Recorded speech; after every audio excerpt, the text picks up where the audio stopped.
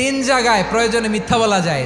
এক নাম্বার, আপনার ওয়াইফকে খুশি করার জন্য, সে একটু এরকম না বলে একটু কৌশল করে বললে খুশি হবে, ওটা বলা যায়। দুই নাম্বার, জীবন মরণের ব্যাপার, যান বাঁচানোর জন্য একটু কৌশল করে ঘুরিয়ে বললেন, এটা জায়েজ। তিন নাম্বার, দুইজন ঝগড়া লাগছে তাদেরকে মিলিয়ে দেওয়ার জন্য কৌশল করে একটু মিথ্যা বলা, ঘুরিয়ে বলা যায়। দুইজনের মধ্যে দেখলেন যে সম্পর্ক খারাপ, একজনরে বললেন, ভাই সে তো ওই দিন আপনার ব্যাপারে অনেক প্রশংসা। কি আমার ব্যাপারে প্রশংসা? কি বললো? এই বললো আপনি নাকি এই করছেন ওই করছেন, অনেক প্রশংসা। লোকটার মন খুশি হয়ে যাবে তার ব্যাপারে, ঠিক কিনা?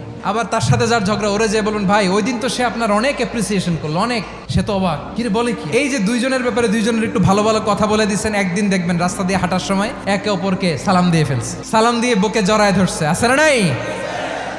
আবার মিলমিশ হয়ে গেছে। কিন্তু আমাদের স্বভাব হইলো, দুই প্রতিবেশী যদি একসাথে বসে একসাথে হাঁটে, দূর থেকে দেখলে আমাদের জলে, আছে না নাই?